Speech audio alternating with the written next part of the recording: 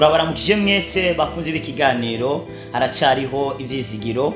Amahoro y'umwami wacu Yesu Kristo nakomeze kubana namwe. Tugiye gusangira ijambo ry'Imana soma mu gitabo cya Zaburi ya 73 murongo wa 27 n'umurongo wa 28. Aravuga ngo kuko abakuja kure bazoranduka, wahoneje abakurese bose bagacika ibimaka, ariko jeho kwegera Imana niko kumbereye amahirwe. Umwami uhoraho niwe ngize ubuhungiro, kugira ngo namamaze ibikorwa wakoze byose, izina ry'Imana ihabwa icubahiro. Turafise icigwa tugiye kwiga ifise teme canke ijambo ry'umutwe riravuga ngo kwegera Imana. Kwegera Imana, abantu benshi barakunda kwegera abantu, ariko kwegera Imana abantu benshi ntabwo babikunda. Ariko kwegera Imana kurimo amahirwe akomeye cyane yo guhindura ubuzima bwawe, yo guhindura imibereho yawe, yo guhindura kahise kawe, yo guhindura kazoza kawe. Kwegera Imana birafise amahirwe akomeye cyane. Abantu benshi begeye Imana arabanyantege nke, Imana yarabakomeje. Abegeye Imana batagiraga ijambo, Imana yabahaye ijambo. Abantu begeye Imana atamashure bafise, Imana yabahaye ubwenge burengeye ubw'abantu bose. Abantu begeye Imana bari inyuma y'abandi, Imana yabakuye inyuma, Imana ibashira imbere. Abantu begeye Imana batagira uruvyaro, Imana yabahaye uruvyaro, no munsi barahetse. Abantu begeye Imana batagira akazi, no munsi bari mu biro bariko barakora, abandi bari gukoresha abandi. Birashoboka ko urabona no mu buzima busanzwe, iyo wegereye umuntu runaka urahinduka ukamera nkawe. Birikivuga ngo kubana n'abanyangeso mbi vyanduza ingeso. Bisigura ngo iyo ubanye n'umubwiza atunga, nawe vyarangira ubaye umubwiza atunga. Iyo ubana n'umunyabwenge, nawe wahinduka umunyabwenge. Iyo ubana n'umuntu mwiza, nawe urahinduka ukaba mwiza. Ariko kandi iyo ubana n'umuntu mubi, nawe urahinduka ukaba mubi. Sinzi ko murabona abantu badandaza amakara, sinzi ko murababona ahantu muherereye. Mbwa ugiye kuraba urya muntu adandaza amakara, burya ntabwo yisiga amakara. Mbwa ugiye kumuraba ku masaha yo kumugoroba, uza gusanga umengo yayisize umubiri wose. None kubera iki? Ni kubera arayegereye cyane, ayakoramo, ayarimo. Niyo mpamvu ahinduka agasa nayo. Sinzi ko urabona umuntu ari mu bufu, sinzi ko urasanga mu maso yiwe hahinduye, ameze nk'umuntu yabwisize. Buriya ntabwo aba yabwisize, no, ni kubera yegereye ubufu aburimo. Burya bufu nabwo buramudumukiraho agahinduka agasa nabwo. Rero iyo wegereye Imana, nayo ubwisa bwayo, icubahiro cyayo, iterambere ryayo, itunga ryayo rirahinduka, naryo rikaza ku buzima bwawe. Birambwira ngo Mose igihe kimwe aduga umusozi aja gusenga Imana, aza kwiherera n'Imana. Birambwira ngo muri uko kwiherera n'Imana bamaze igihe gitari gito bari kumwe n'Imana. Mose rero acamanuka avuye ku musozi, ariko igihe yamanukaga Mose yarazi neza kuko yaduze ariko ameze amanutse. Ariko birambwira ngo Mose amaze kumanuka, abantu bamubonye ngo baca bifuka mu maso, kubera ngo baramurebaga bakabona yaka nk'izuba. Ariko bene data, Mose ntabwo yarabizi.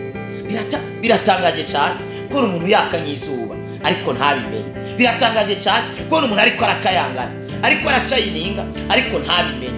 Rero niyo mpamvu udakwiye kwicira urubanza no kwikengera no kwiyanga. Birashoboka ko wewe wibona gatari ko abantu bakubona, birashoboka ko wewe wiyizi gatari ko abantu bakuzi. Imana ishimwe cyane. Mose rero abone bifuka mu maso, arababwira ati no, mu mico cyubahiro nimukime njyewe. Imana yonyene niyo badashobora kuraba mu maso, ariko njyewe biremewe kundeba mu maso. Ariko Imana niyo itemewe kurebwa mu maso. Umbwira ngo Mose we, ariko ikintu wowe utazi, erega uri kuraka nk'izuba Mose. Mose acarabimenya, kiravuga ngo ni kubera negereye Imana, ni kubera nabanye nayo, niyo mpamvu ubwiza bwayo bwanyanukiye buzako. Mugabo Mose acaramenya ko ubwo bwiza butazohoraho, buzorangira bitewe nuko atazogumana n'Imana. Rero Mose muri icyo gihe ngaca yifuka mu maso kugira ngo bwa bwiza abantu batabona ingene bushira.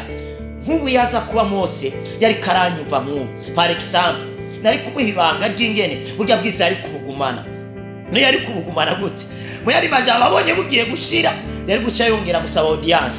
Erega Mose hari igihe Imana yamurondera n'igihe nawe ubwiwe yavuga ati Imana ndagukeneye frame, nawe akaja kwishaka. Hari igihe yamuhamagara kimukeneye n'igihe Mose nawe yagenda ayishiriye ibintu runaka z'ibibazo runaka cyangwa imanza zamunaniye. Rero Mose yari kuguma asaba audience imbere y'Imana kugira ngo akomeza yegera, kubera kuyegera byamuhereza ubundi bwiza. Nuno musi rero kwegera Imana birafise ubundi bwiza, birafise ubushobozi bwo guhindura ubuzima bwawe. Niba hari ingeso yakunaniye guheba, wiheba gusenga, wiheba kwegera Imana ngo ube kure yayo. Ari abantu benshi ingeso zabananiye, bari mu byaha, baguye mu byaha runaka, uvumenga Imana ni mesha. Hari n'amatorero amwe winjiye muri ayo masengesho bakubwira ngo Imana yakaze, Imana irakurandura, Imana iragukubita. Imana ntabwo ikubitana. Era Adamu na Eva bakoze icyaha, ntabwo Imana yabarondeye izanye inkoni. Imana yarabarondeye ibahamagara n'ijwi ryiza. No, birivuga ngo nimuze mwese abarushe n'abaremerewe mbasha kubaruhura. Imana nishaka abantu baba kure yayo, Imana ishaka abantu bayegera. Dawidi aravuga ngo jeho kwegera Imana niko mbonye mu amahirwe. Uyu mugabo Dawidi yari yaratawe n'umuryango. Yavuze ijambo rimwe rivuga ngo niyo data na mama bana warahazanyitorera. Umuryango wari waramutaye, inshuti zari zaramutaye, babonye atakina amazi, babonye umengo n'umuntu asanzwe, n'umuntu atakimaze, bamushyira mu ishyamba ahaza kuragira ahantu hari amadubu, ahantu hari intare zikomeye zishobora kumwica, hari amanakonda, ariko bamutayo. Ariko Dawidi muri iryo shamba abona atamugenzi afise, acagira umugenzi Imana, acayegera Imana. Niyo mpamvu Dawidi yishe Goliyati, abandi bose bari bananiwe. Niwegera Imana uzakora ibyananiye abandi.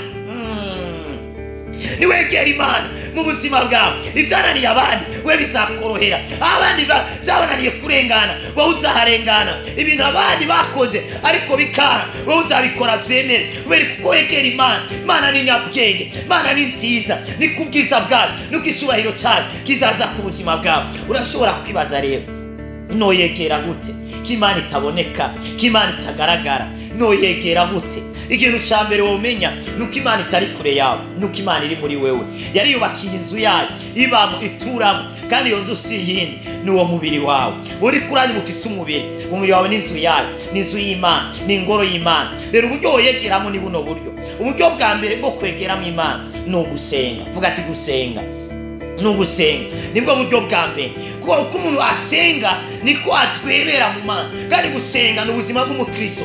Gusenga byugurura ijuru, gusenga no kuyagana Imana, gusenga bitwegereza Imana, gusenga bitwegereza amasezerano, kandi gusenga bikwega amasezerano. Gusenga birabohora, gusenga birarema, gusenga birahindura, gusenga biratwemeza. Niba ari ahantu utemewe, fata umwanya wo gusenga. Niba ari ibintu byase, fata umwanya wo kubisengera. Ibitemera iyo tubizanye mu gusenga bibasha kwemera. Gusenga no guteresharija ibintu biri mu isi imwe tukabizana mu isi bigaragara, ibintu biri mu isi imwe tukabizana mu isi bigaragara. Niba ushaka gukomeza ubucuti n'umugenzi wawe, hategereza kubaho ikiyago.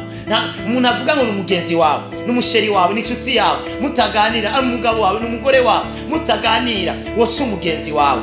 Ikigaragaza ko umuntu ari umugenzi nuko akubaza uko waraye, akakubaza nuko wiriwe. Imana nayo irakeneye mwaramutse, irakeneye namwiriwe. Imana irakeneye abantu bayisenga amabana n'ijoro. Imana irakeneye abantu biganira. Kandi abakristo benshi ntabwo muganira n'Imana, ahubwo murayibwira gusa. Urazanye nukavuga Mana nkorera ibi, ugaca uhaguruka ukaburagiye, kaza ukurondera kugira ikubwire nayo gasanga ntuhari. Ni byiza ko wimenyereza uhejeje gusenga kuba pose, karengera Imana nayo ikavuga, kubera ko gusenga ni ukuyagana Imana. Uburyo bwa mbere bwo kwegera Imana ni ugusenga. Wimenyereze cyane kuba mu makoraniro y'abera, ntukaje usiba amakoraniro yo kwishengero ryanyu. Wimenyereze cyane kuba mu makoraniro, wimenyereze cyane gusenga. Waba uri mu ibarabara, waba uri muri dushe, waba uri muri toilette, hose Imana irumva. Wimenyereze gusenga, waba uri ahantu hose wowe uri, wimenyereze gusenga, kubera mu gusenga uba uri kwegera Imana. Uburyo bwa kabiri ni uburyo bwo kuba mu ijambo ry'Imana. Uko uba mu ijambo ry'Imana, uko usoma ijambo ry'Imana, uko wumva ijambo ry'Imana, niko uri kwegera Imana, kubera Imana ni ijambo. Rero uko wakira ijambo niko uri kwakira Imana. Imana ni umuco, ijambo ni umuco. Ko wakira ijambo muri wewe niko wakira umuco. Ngo n'ubundi buryo bwa kangahe bwa kabiri wakora bwo kwegera Imana. Ubundi buryo bwa gatatu wakora bwo kwegera Imana no kugira nukugendana n'abantu bakunda Imana, basenga, begera Imana, begereye Imana, kugendana n'abantu babirimo, kugendana n'abantu bizera, kugendana n'abantu bizera. Kubera iki? Kugendana n'abantu bizera niko nawe uzosanga watanguye kwizera. Kugendana n'abantu bizera Imana, basenga Imana, bari strong mu ijambo, niko uzosanga nawe watangiye kuzura. Imana ikumugisha. Numva nasenga Imana, niwegera Imana iyo ndwara uzayikira. Birashoboka ko ari indwara abaganga bakubwiye ngo nikira, ariko niwegera Imana ntabwo idashoboka imbere y'Imana. Niwegera Imana ifata ibintu bidashoboka ikabihindura ibishoboka. Ndabona abantu bagiye kwegera Imana ubuzima bwabo bugiye guhinduka. Ndabona abantu bagiye kwegera Imana bagiye gukuga inyuma bashigwa imbere. Dawidi aravuga ngo wahoneje abakurese, wahoneje abakurese bacika ibimaka, abagiye kure y'Imana barahonye. Ariko Dawidi acavuga ngo ariko jeho kwegera Imana niko mbonyemwe amahirwe. Hariho amahirwe akomeye cyane ari mu kwegera Imana. Abantu benshi begeye Imana ubuzima bwabo bwarahindutse. Nawe niwegera Imana ubuzima bwawe buzahinduka, rero yawe buzahinduka, amazina yawe azahinduka, gazoza kawe kazahinduka, abatakwemera bazakwemera, iyo ndwara uzayikira, bijya ibasura umengo biraremereye bizahinduka ivyoroshe. Kubera uko wegera Imana niko umwijima nawe ubandanya guhunga. Uko wegera Imana niko Satani nawe abandanya abakure yawe. Uko we ubakure y'Imana niko Satani akwegera, ariko uko wegera Imana niko Satani abakure yawe. Imana ikumugisha. Ndumva nasenga Imana.